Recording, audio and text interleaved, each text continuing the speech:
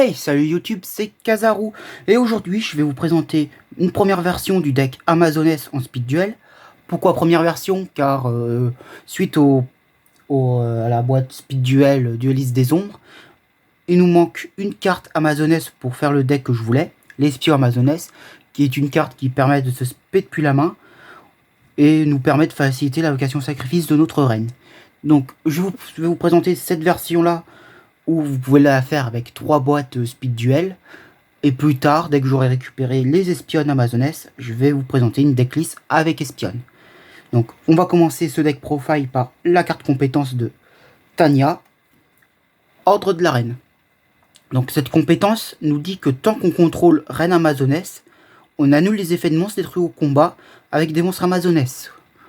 En gros, vous attaquez avec votre... Si vous avez Reine, vous attaquez les monstres adverses. Si vous avez des effets flip comme Masque des Ténèbres, son effet flip ne marchera pas. Pareil pour Guerrière DD, vous l'attaquez, son effet ne marchera pas.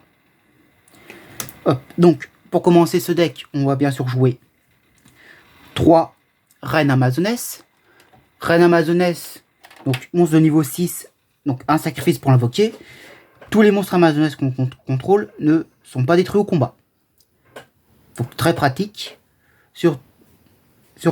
Ensuite, on va jouer 3 épées Amazoness. Épée Amazoness, donc vous la connaissez sûrement. Quand elle combat un monstre, c'est l'adversaire qui reçoit les dommages de combat à notre place.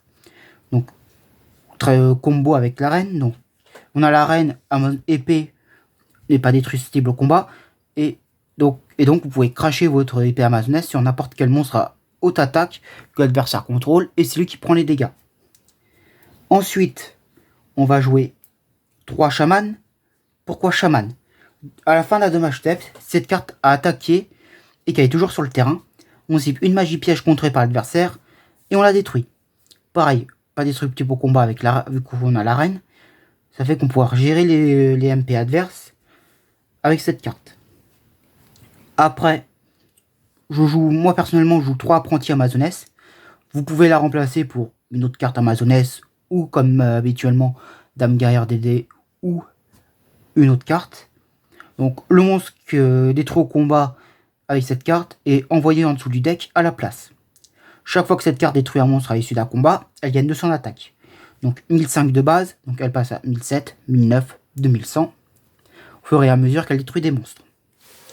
Ensuite, pour continuer à booster l'attaque de nos monstres Amazoness, on a le village.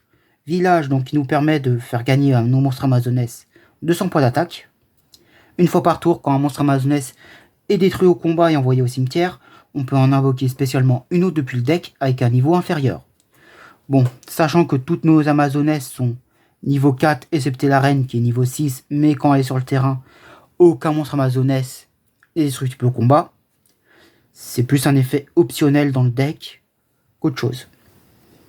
Après ça, 2 héritages Amazoness. Donc, le monstre équipable uniquement un monstre Amazoness. Le monstre équipé n'est pas destructible au combat. Donc, quel est l'intérêt de jouer héritage vu qu'on a la reine? D'un côté, la reine, on est obligé de la piocher, pareil que héritage. Après, héritage aussi cet effet-là, qu'à la fin du combat, si le monstre attaqué est toujours sur le terrain, il est automatiquement détruit. Donc, ça nous permet de gérer des gros monstres adverses. Ensuite, renfort de l'armée. Vu que toutes les Amazoness sont guerriers, ça nous permet d'en ajouter une de max niveau 4 depuis le deck à la main. Donc, on les ajoute toutes, sauf Reine, qui est niveau 6. Et pour finir, on va jouer 2 pions de la Reine. Donc, cette carte nous permet que quand un monstre Amazoness détruit un monstre au combat et l'envoie au cimetière, on peut invoquer spécialement un monstre Amazoness de max niveau 4 depuis le deck.